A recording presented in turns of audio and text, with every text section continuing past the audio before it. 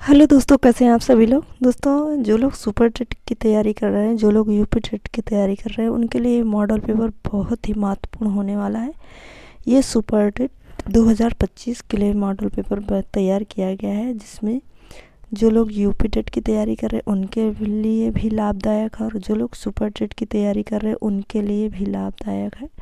तो ये super TET model paper है, जिसमें बहुत ही महत्वपूर्ण प्रश्नों को समाहित किया गया है, और ये आपकी परीक्षा के लिए काफ़ी उपयोगी साबित हो सकता है। इसमें जो प्रश्न रखे गए हैं काफ़ी महत्वपूर्ण है।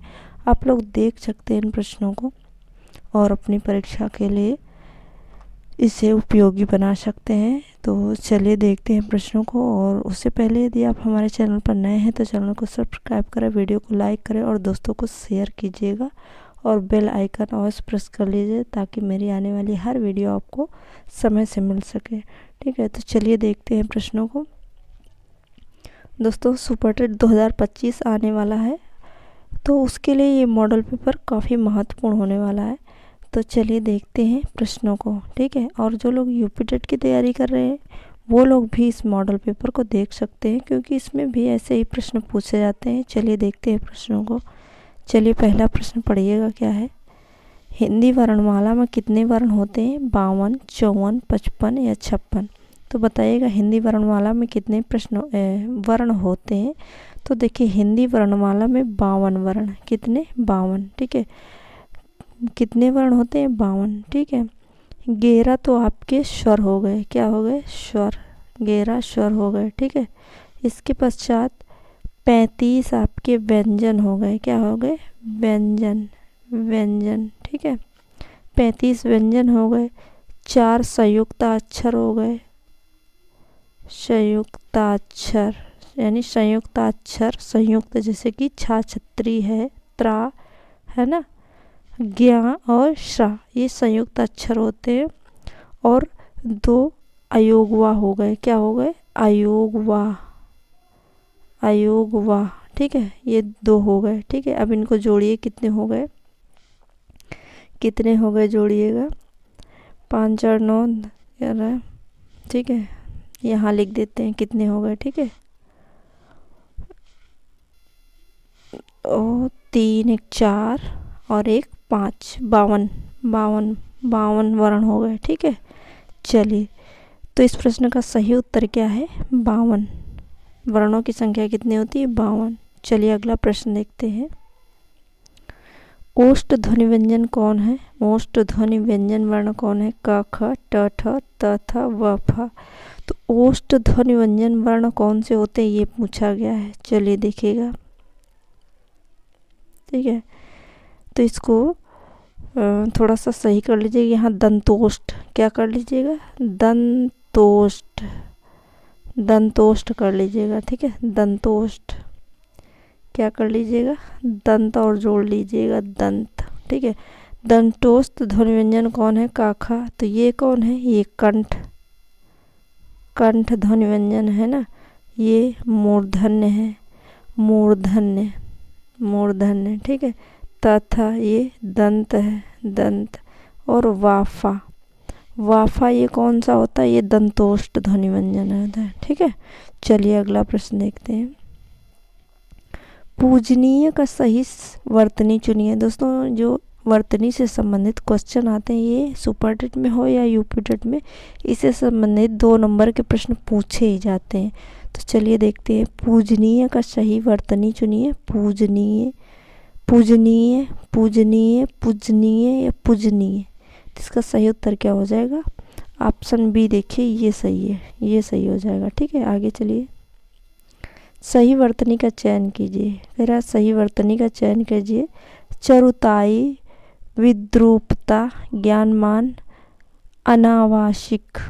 अनावश्यक, इसमें सही वर्तनी का चयन कीजिए कह रहा है। तो सही कौन सी? ऑप्शन डी देखिए, अनावश्यक। ठीक है, अनावश्यक, ये बिल्कुल सही है। ठीक है, और इसका चरुताई का सही क्या होता है? चारुता। क्या सही होता है? चारुता। चारुता सही वर्ण होगा, शब्द होगा। ठीक है, विद्रूपता का क्या होता है? विरूपता। ज्ञानमान का ज्ञानवान होता है। ठीक है, लिख लीजिए विरूपता, विरूपता। ठीक है, ज्ञानमान का हो जाएगा ज्ञानवान। चलिए अगला प्रश्न देखते हैं। प्रारंभ से लेकर अंत तक के लिए एक शब्द होगा। क्या शब्द होगा? आदरणीय, आद्योपांत, आक्रांत या आबाल वृद्ध। तो प्रारंभ से लेकर अंत तक के लिए पूछ रहा है तो आद्योपांत। आद्य का मतलब प्रारंभ और आंत का मतलब अंत है ना, आद्योपांत। आदरणीय जो आदर करने योग्य। आक्रांत जिस पर आक्रमण किया गया हो। आबाल वृद्ध, आबाल वृद्ध का मतलब है बालक से वृद्ध तक। ठीक है, चलिए अगला प्रश्न देखते हैं। कुछ क्वेश्चंस इंग्लिश के भी हैं। देखिए, राइट द आइडम फ्रेजेस। ठीक है, a man of letters means a subject of dispute very quickly, A memorable day या प्रोफिशिएंट इन लिटरेरी आर्ट। तो इस प्रश्न का जो सही उत्तर है वो है प्रोफिशिएंट इन लिटरेरी आर्ट। ठीक है, चलिए अगला प्रश्न देखते हैं। कह रहा फिल इन द ब्लैंक्स, खालिस्तान भरना है। ठीक है, prepositions. He told me that he was not dash impressed with the performance at large at all at times from. तो इस प्रश्न का सही उत्तर क्या हो जाएगा? At all, at all. ठीक है, चलिए अगला प्रश्न देखते हैं। देखिएगा, सिलेक्ट द सिंगुलर नाउन, यानी एक वचन संज्ञा कौन सी है? Abuses, airs, alphabets, good. तो एक वचन की बात की जा रही है। ठीक है, तो देखिएगा ये गुड शब्द लिखा हुआ है, ये एक वचन है। ठीक है, गुड। अगर यस लगा दिया जाता है गुड, ठीक है, गुड्स हो जाता है गुड्स, तो इसका मतलब हो जाता है सामान। क्या हो जाता है? सामान। ठीक है, चलिए अगला प्रश्न देखते हैं। अब कुछ प्रश्न विज्ञान के भैया। ठीक है, देखिएगा, केसीन प्रोटीन का पाचन कौन सा एंजाइम करता है? Pepsin, rennin, calcium, ptyalin. तो केसीन दूध में पाया जाता है, इसका पाचन कौन करता है? रेनिन करता है। कौन करता है? रेनिन करता है। ठीक है, और जीभ में कौन सा पाया जाता है एंजाइम? जीभ में टाइलिन पाया जाता है। ठीक है, ये स्टार्च का पाचन करता है। ठीक है, चलिए अगला प्रश्न देखते हैं। कह रहा छोटी आंत की लंबाई कितनी होती है? 10 फीट, 12 फीट, 22 फीट, 34 फीट। बताइएगा इसका सही उत्तर क्या हो जाएगा? 22 फीट। कितनी होती है? 22 फीट। और छोटी आंत के 3 भाग होते हैं, है ना। चलिए अगला प्रश्न देखते हैं। क्या पूछ रहा है? दूर दृष्टि दोष में वस्तु का प्रतिबिंब कहाँ बनता है? रेटिना के आगे, रेटिना के पीछे, उपरयुक्त दोनों, या इनमें से कोई नहीं। तो जो दूर दृष्टि दोष होता है इसमें क्या होता है कि व्यक्ति को नज़दीक की वस्तुएं नहीं दिखाई देती हैं, नज़दीक की वस्तुएं नहीं दिखाई देती हैं। ठीक है, और इसमें क्या होता है कि जो वस्तु का प्रतिबिंब होता है वो कहाँ बनता है? कहाँ बन जाता है? रेटिना के पीछे बनता है। कहाँ बनता है? रेटिना के पीछे बनता है। ठीक है, रेटिना के पीछे बनता है दूर दृष्टि दोष में। तो इसमें वस्तु का प्रतिबिंब व्यक्ति को स्पष्ट नहीं दिखाई देता। इसका उपचार क्या होता है? इसमें उत्तल लेंस का प्रयोग किया जाता है। उत्तल लेंस, उत्तल लेंस। चलिए अगला प्रश्न देखते हैं। कह रहा है रंजकहीनता आनुवंशिक रोग से पीड़ित व्यक्ति में कौन सा वर्णक निर्मित नहीं होता है? कैल्सिटोसिन, मेलानिन, टोकोफेरॉल, रेटिनॉल। तो इसका सही उत्तर क्या हो जाएगा? मेलानिन। मेलानिन ये वर्णक निर्मित नहीं होता है। और जो रंजकहीनता होती आनुवंशिक रोग है, इसमें इससे ग्रसित व्यक्ति को किस रंग में फर्क करना मुश्किल होता है? तो लाल और हरे रंग में, लाल और हरे रंग में, लाल और हरे रंग में फर्क करना मुश्किल होता है। चलिए देखिएगा, श्वसन प्रक्रिया के समय कितने प्रतिशत कार्बन डाइऑक्साइड गैस मुक्त करते हैं? यानी जब हम लोग श्वसन प्रक्रिया करते हैं, सांस लेते हैं, तो कितने प्रतिशत कार्बन डाइऑक्साइड मुक्त करते हैं? 0.03%, 4.4%, 21%, 16.4%। तो दोस्तों जब सांस लेते हैं तो उस समय कार्बन डाइऑक्साइड जो वायुमंडल में उपस्थित है वो पूरी जाती है, यानी 0.03% हमारी सांस नाक के रास्ते से जाती है। ठीक है, नाक के रास्ते से पूरी कार्बन डाइऑक्साइड इतने प्रतिशत जाती है। लेकिन जब वापस हम सांस को प्रक्षालित करते हैं यानी छोड़ते हैं उसको, तब कितने प्रतिशत कार्बन डाइऑक्साइड वापस आती है? 4.4%। ये बढ़कर 4.4% वापस आती है। ठीक है।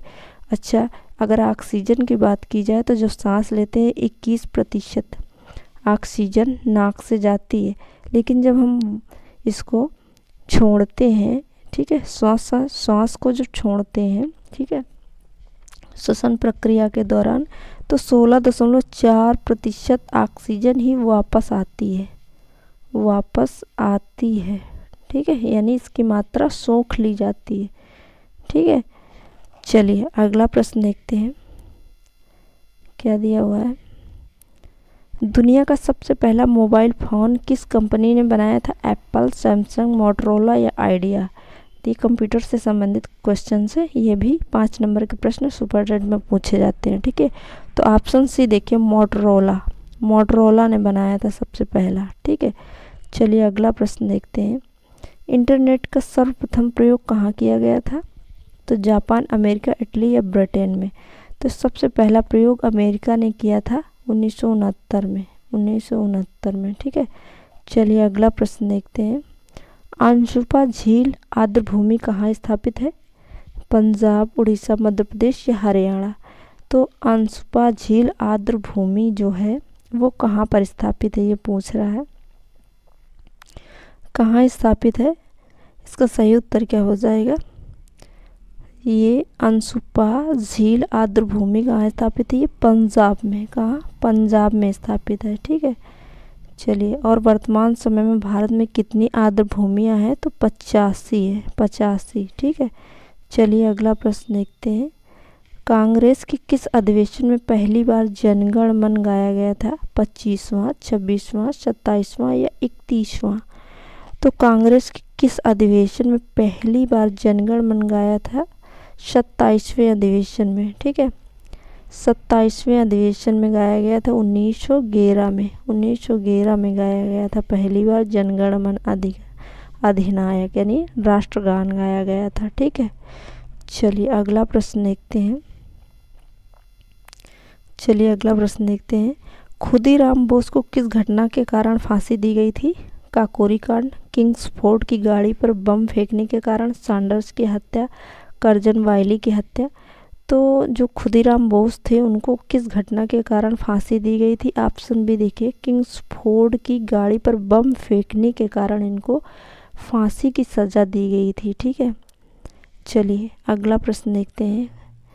चलिए, कांग्रेस का इतिहास नामक पुस्तक किसने लिखी है? लाला लाजपत राय, लाला हरदयाल, पट्टाभी सीतारमैया या सुभाष चंद्र बोस ने? तो किसने लिखी है? पट्टाभी सीतारमैया ने लिखी है। ठीक है, चलिए अगला प्रश्न देखते हैं। हिंदुस्तान रिपब्लिकन एसोसिएशन की स्थापना किसने की है? बी.आर. अम्बेडकर, सचिन सान्याल, गोपाल कृष्ण गोखले, स्वामी विवेकानंद? इसका सही उत्तर क्या हो जाएगा? Option B, Sachindra Sanyal. ठीक है, तो दोस्तों आज के लिए बस इतना है। फिर मिलते हैं नेक्स्ट वीडियो में। तब तक आप सभी लोगों का बहुत बहुत धन्यवाद।